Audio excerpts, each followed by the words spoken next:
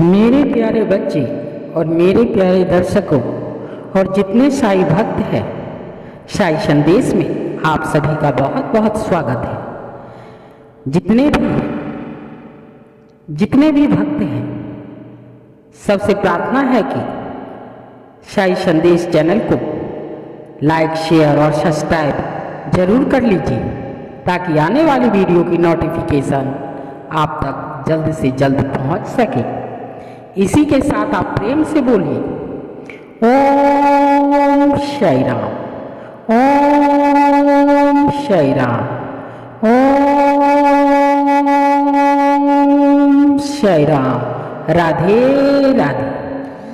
मेरे बच्चों, आइए आज जानते हैं साईं संदेश में कौवा का हिंदू धर्म से क्या नाता है। मेरे बच्चों, साईं संदेश में आज जानते हैं भागवत कथा के द्वारा कौवा का हिंदू धर्म से क्या नाता है, क्या नाता रिश्ता है। आइए मेरे बच्चों आज जानते हैं। मान्यता है कि न्याय के देवता शनि के 9 वाहनों में से एक वाहन कौवा भी है। कौवे के शनिदेव का वाहन बनाने की कथा एकदम रोचक है। मेरे बच्चों, श्री कृष्ण कहते हैं कौवा के बारे में आप क्या जानते हैं? वही काले रंग का पक्षी जिसकी गांव से लोग परेशान हो जाते हैं। यह हर कहीं पाया जाता है मेरे बच्चों, घरों के बाहर, पेड़ों में, खेतों में और हर उस जगह जहां उनके झुंड को खाना पानी आसानी से मिल जाया करता है। आप कह सकते हैं कि कौवा हमारे दैनिक जीवन का हिस्सा है। हमने अपनी दादी नानी से सुना है कि घर की मुंडेर या पेड़ के पास कौवा बोले तो समझ जाना चाहिए कि मेहमान आने वाले हैं। कौवे से जुड़ी एक कहावत भी है, झूठ बोली कौवा काटी। बचपन में कौवा और कोयल वाली कविता भी तो हम सभी ने पढ़ी है। कौवा गाँव गाँव चिल्लाता, कौवा किसके मन को नहीं भाता।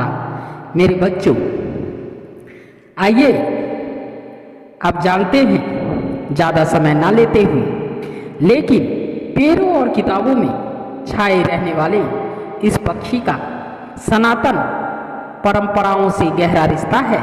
मेरे बच्चों, इस कथा को और इस संदेश को आप दिल से सुनिए, इसलिए आधा अधूरा ज्ञान हमेशा घातक होता है। कौवे को यमराज का संदेश वाहक माना जाता है। श्राद्ध के समय जिन 3 पशु पक्षियों के लिए ग्रास निकाले जाते हैं, उनमें कौवा भी है। मान्यता है कि पितृपक्ष में अपने किसी पूर्वज का श्राद्ध कर कौवे को भोजन जरूर देना चाहिए।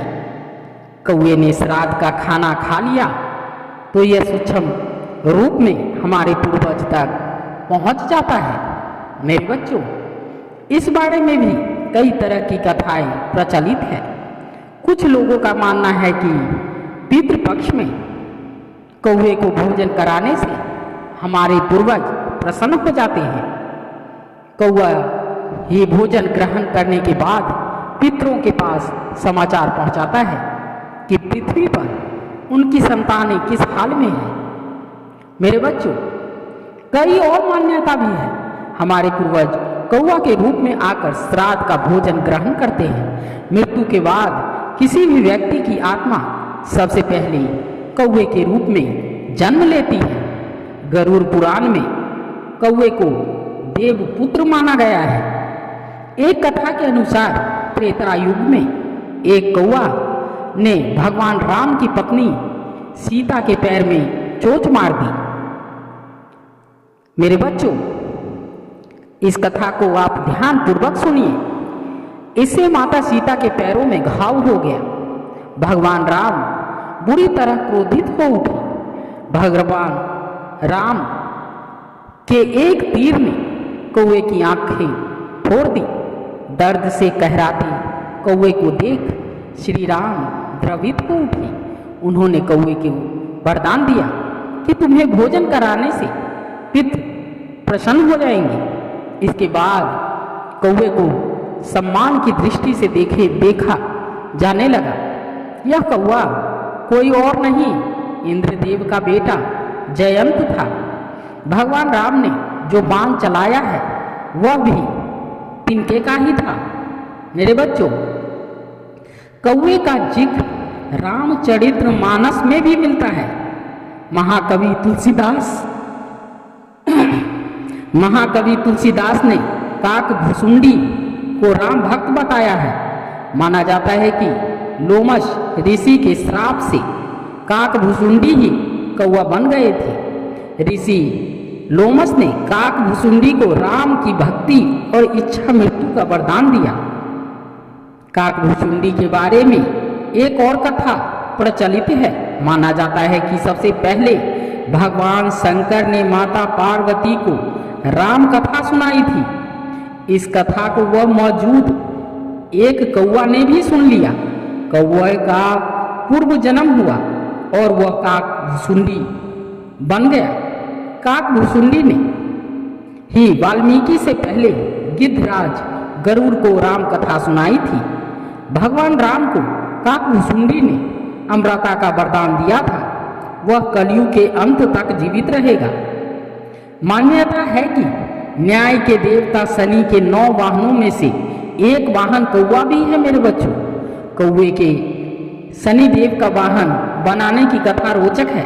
कहते हैं कि सूर्य की पत्नी संध्या अपने पति के ताप से बहुत परेशान थी।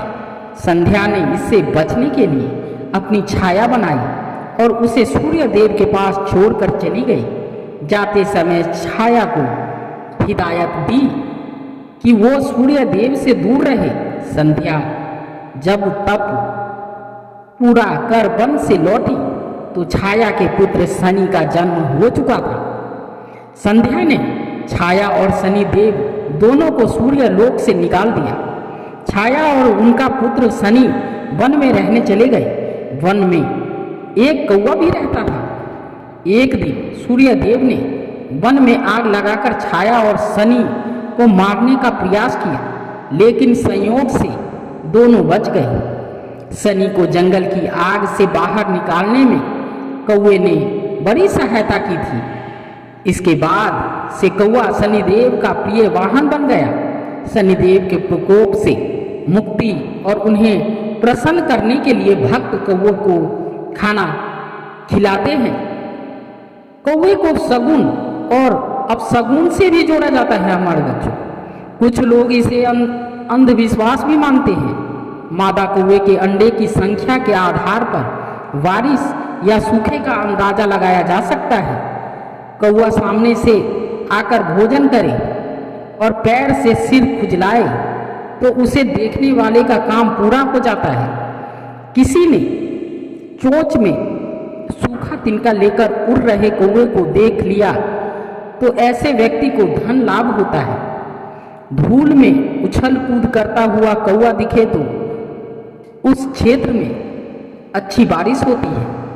धार्मिक मान्यताएं अपनी जगह है, लेकिन वाइल्ड लाइफ एक्सपर्ट कौवे को बुद्धिमान पक्षी मानते हैं। वन्य जीवन विशेषज्ञ मानते हैं कि सारे पक्षियों में कौवा सबसे ज़्यादा होशियार होता है। उसकी याददाश्त लंबी होती है। कौवा किसी इंसान का चेहरा देख ले तो उसे लंबे समय तक वह शक्ल याद रखता है। किसी इंसान ने किसी कौवे का भला बुरा किया है तो कौवा उस व्यक्ति को कभी नहीं भूलता। मेरे बच्चों, कौवा हमेशा झुंड में रहते हैं। वन्य जीव विशेषज्ञ डॉक्टर आर के सिंह बताते हैं कि कौवा बेहद जीवत पक्षी होता है। वह अपनी अंतिम सांस तक संघर्ष करता रहता है और खुद को कभी बीमार नहीं दिखाता। कौवे की एक और खास बात होती है, वो अपने झुंड के साथी कौवे के प्रति बहुत संवेदनशील होते हैं। अगर झुंड के किसी एक कौवे की मौत हो गई तो सारे कौवे आपस में इकट्ठे हो जाते हैं। वे रोड पर एक साथ आकर बैठ जाते हैं।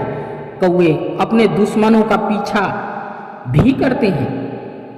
मेरे बच्चों, इसके अलावा कौवा दुनिया के हर हिस्से में पाए जाते हैं। कौवा बुद्धिमान होने के साथ चतुर भी होते हैं। कई बार भोजन के जुगाड़ में किसी दूसरे पक्षी का खाना भी चुरा लेते हैं। अलग अलग प्रजातियों के कौवे 7 साल से लेकर 22 साल की उम्र तक जीते हैं मेरे बच्चों। तो मेरे बच्चों, ये कथा आपको कैसी लगी?